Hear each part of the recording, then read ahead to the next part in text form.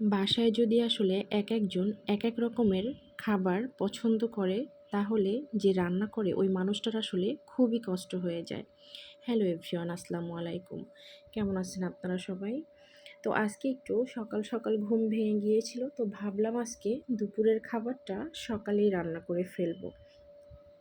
তো যেই কথা সেই কাজ, চলে গিয়েছিলাম রান্নাঘরে আর সব কিছু গুছিয়ে গাছিয়ে রান্না করে নিচ্ছিলাম বুটের ডাল দিয়ে মুরগির ঘিলা, কলিজা, পাখনা, চামড়া, পা এগুলো দিয়ে, আলু দিয়ে। আর এই রান্নাটা কিন্তু বেশ মজার হয় বুটের ডাল আর সাথে আলু দিয়ে রান্না করলে। এই রান্নাটা কিন্তু আসলে আমরা পরোটা বা রুটি, ভাত যে কোনো কিছু দিয়েই খেতে পারি। তো আমি এর জন্য একটু বেশি করেই রান্না করে নিচ্ছিলাম। যেহেতু বাসায় পরোটাও খাওয়া হয় অনেক, তো আমি একটু ভাবলাম একটু বেশি করে রান্না করে নেই যাতে করে খাওয়া যায়।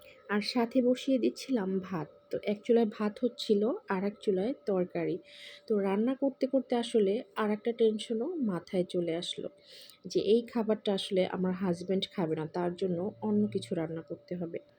তো আমার রান্নাটা কিন্তু প্রায় শেষের দিকে, আর আমি এখন একটু জিরার ফাঁকি ছিটিয়ে দিলাম যাতে করে তরকারিটা অনেক বেশি মজার হয়। আর তরকারিটা যেহেতু একটু বেশি, আমি 2টা বাটিতেই বেড়ে নিলাম।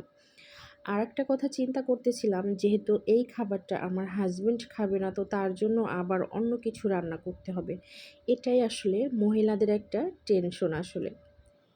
যখন বাসায় সবাই একরকম খাবার খায় না, তখন বিভিন্ন আইটেমের খাবার রান্না করতে হয়।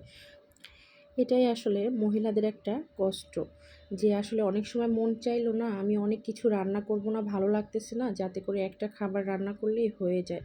তো বাসায় যদি সবাই একরকম খাবার পছন্দ না করে, সেক্ষেত্রে কিন্তু আসলেই কষ্ট।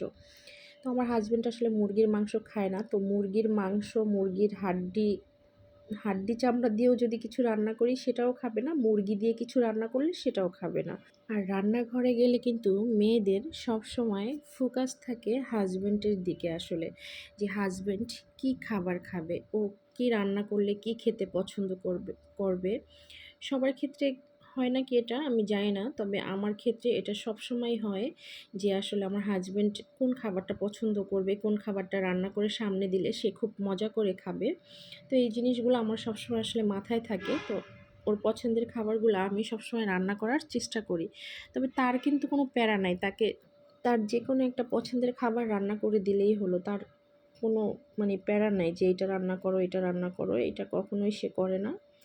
তো যাই হোক, আর সে সিম্পল খাবারগুলো সবচেয়ে বেশি পছন্দ করে। যেমন একটু ভর্তা, ভাজি, সবজি, ডাল এইসব খাবারগুলো অনেক বেশি পছন্দ করে। সাথে মাছটা একটু মোটামুটি পছন্দ করে, তবে মাংসটা সে এত বেশি পছন্দ করে না। মুরগির মাংস তো সে খায়ই না। গরুর মাংসটা রান্না করলে দেখা যায় 2-1 পিস সে খাবে, মনে চাইলে, না চাইলে না।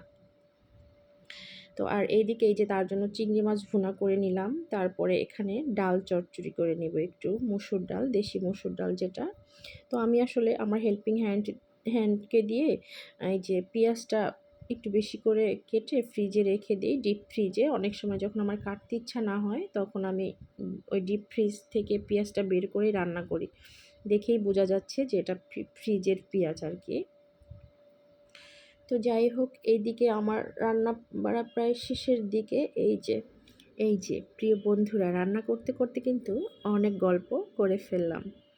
তো আর আমরা যারা কষ্ট করে ভিডিওগুলো করি রান্নার, অবশ্যই সবাই দেখার চেষ্টা করবেন। সবার জন্য রইল অনেক অনেক ভালোবাসা, শুভকামনা।